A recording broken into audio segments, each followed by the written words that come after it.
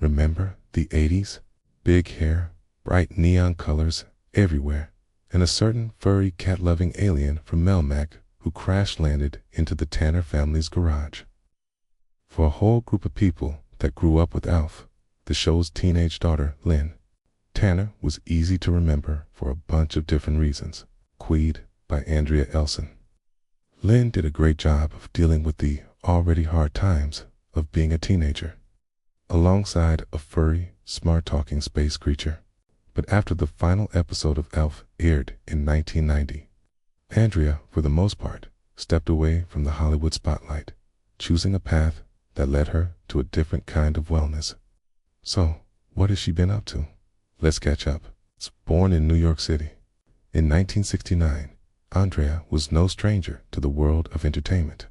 After her family moved to sunny San Diego, she started acting in local theater. A move to Los Angeles further kicked her career into high gear, landing her roles in commercials and guest spots on popular TV shows. Before she became a household name with ALF, you might have caught her on the short-lived but beloved CBS television series from 1983 called Whiz Kids. Then, in 1986, came the role that would define a chapter of her life, Lynn Tanner. As the oldest sibling in the Tanner family, Andrea brought a much-needed sense of normalcy and warmth to a show that centered around a chaotic, wisecracking puppet. Growing up on screen, she gave a genuinely real performance of a teenager dealing with everything from homework to the crazy antics of her family's out-of-this-world house guest.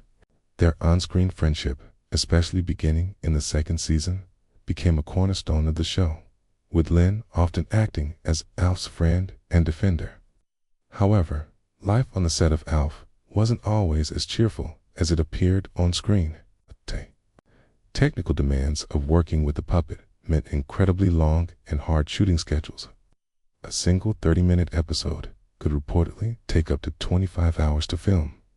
The intense focus on the alien star often left the human actors feeling like supporting players in their own show. Andrea herself has spoken about the pressures of growing up in the public eye, and during the show's run, she privately battled an eating disorder.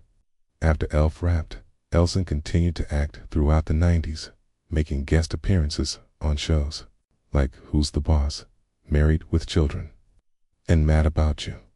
Her last credited acting role was in 1997. It was around this time that she decided to leave the acting world behind. In a move that many former child stars might envy, she chose to prioritize her personal life and well-being. In 1993, she married Scott Hopper, who had been a stage manager on ALF. Together, they have 2 children. Andrea is active on some of the social media sites, and I was impressed with a post on one of them where she talked about teaching her children to look people in the eye when they are being spoken to or when they are speaking to others. R2. Often these days, kids just stare down at their phones when they are being spoken to. It's not polite. Quite frankly, it's rude. But now, I'm just ranting. So let me get back on track.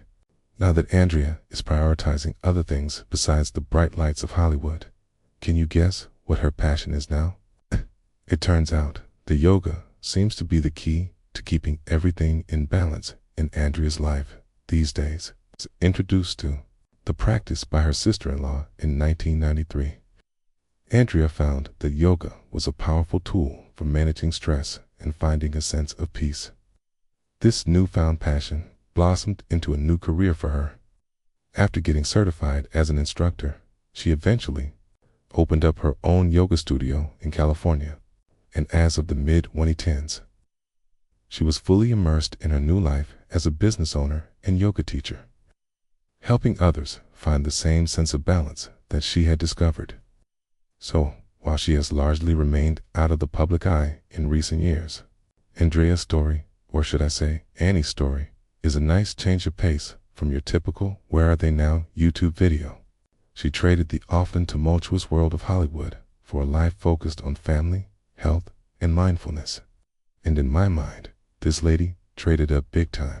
For fans who remember her as the kind and patient Lynn Tanner, it's heartening to know that she has found a fulfilling and peaceful life long after the cameras stopped rolling.